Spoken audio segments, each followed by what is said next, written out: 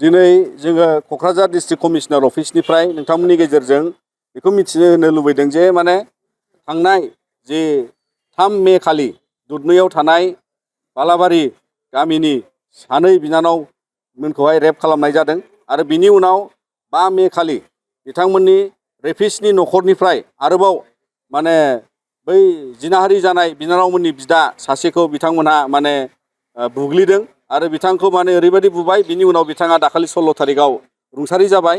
दा बेखौ लानानै दुलाराय बर' फरायसा आफादा जोङो क'क्राझार डिस्ट्रिक्ट कमिशनारनि गेजेरजों जोङो दिनै मानगोनां आसामनि गिबि मन्थ्रि डक्टर हिमन्त बिश्व शर्मा बिथांनो आरो DGP आरो लोगोसे गुवाहाटी हाइकर्टनि चिफ जास्टिस बिथांनो जोङो आर'जलाइ गथायदों। जोंनि दाबिया जाबाय जे जाहाथे बिथांमोनहा आयेननि दारै गोख्रोंनिफ्राय गोख्रों माने बिथांमोननि एगेन्स्टै साजा होयो आरो जोङो बिनि थाखाय जोङो बे माने बिसार नागिरदों जाहाथे बिथांमोनखौ साजा होनाया ओरैबायदि गोसा जायो जे बिथांमोनखौ माने थैनायनि साजा होनांगौ होननानै जों दाबि दैखांदों। मानोना बिथांमोना बेबादि माने गें रेप खालामनाय जिनाहारि खालामनाया आरोबाव सासे सुबुंनि जिउ खहा खालामनाया बेयो जोबोद माने बावहाय आयेननि नोजोराव जोबोद माने बे गनायथावै जाबाय।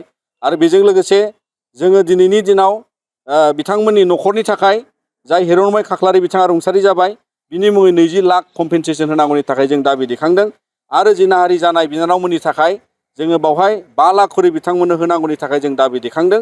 आरो लोगोसे बे जेबादि माने केस बे केसखौ नायनानै दिनै फास्ट ट्रेक कर्टआव हरनांगौनि थाखाय जोङो दिनै दाबि दैखांदों जाहाथे बे केसखौ थाबैनो न्याय लाबोनानै आरो थाबैनो फोजोबनानै जोंनो मोनसे जास्टिस होनो हायो बिनि थाखाय जोङो दिनै दाबि आर'जलाइ हरदों। आरो गाबोन जोंहा बेलासियाव 5 रिंगा बेलासि समावहाय जोङो हिरनमय खाख्लारिनि मुङै जोङो बावहाय माने मोनसे आर'ज बा मान बावगोन बिथांनि जिउ रुंसारि जानायनि थाखाय। आरोबाव दिनैहाय बै दिनखालिनो जोङो माने रेलि लागोन मोनफ्रोमबो जोंनि जिल्लानि आरो साब डिभिजनावहाय। दा बेखायनो दिनै जोङो बे दाबिफोरखौ लानानै आर'जलाइखौ हरनाय जाबाय। आरो जोंनि हाबाफारिया गाबोननि उनाव आरोबाव 27 मे खालि जोङो दुधनैयाव मोनसे हाबाफारि लादों। बेवहाय गासै जिल्ला एबसुआ बाहागो लागोन आरो जोंनि मावथिफ्रा बाहागो लागोन। जों बेवहाय मोनसे धरना हाबाफारि लानाय जादों 2 घन्टानि। दा बे गासै जोंनि दाबिफोरखौ जाफुङागौमानि जोङो बिथांमोननि थाखाय जास्टिसनि थाखाय जोङो दिनै नांलांगोन। गोजौ सोलोंथाइ लानो गोसो जानाय HS आनजाद उथ्रिनाय फरायसाफोरनि थाखाय गोजोनथाव खौरां। जारागुरिनि गबिन्द बसुमतारी कलेजाव BSc सेमेस्टारनि थाखाय फरायसाफोरनि मुं थिसननाया सोलिगासिनो। 2024-25 सोलोंथाइ बोसोरनि थाखाय BSc सेमेस्टारनि मुं थिसननाया सोलिगासिनो दं गबिन्द बसुमतारी कलेजाव।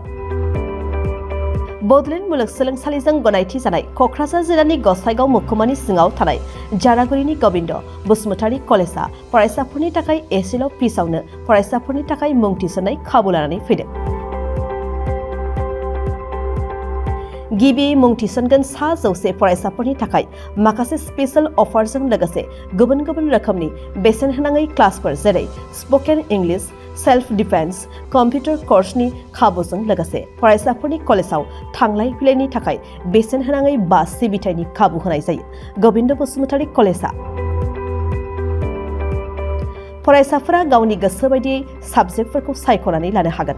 लोगोसे गोबां थाखोनि बिजाबजों बुंफबनाय बिजाब बाख्रिनि खाबुखौबो फरायसाफोरा मोननो हागोन। आरो बे खेबनिफ्राय गसाइगाव फरायसालिमानि सिङाव फरायसाफोरा गावनिनो आंगो गबिन्द बसुमतारी फरायसालिमायावनो आनजाद मिरु एबा आनजाद होनो हागोन। बेनिखायनो गोदानै HS आनजाद उथ्रिनाय फरायसाफोरा गबिन्द बसुमतारी फरायसालिमायाव बाङाय बेसेनावनो एडमिसन लानानै गोबां खाबुफोरजों गोजौ आरो गोग्गो सोलोंथाइनि खाबुखौ लादो।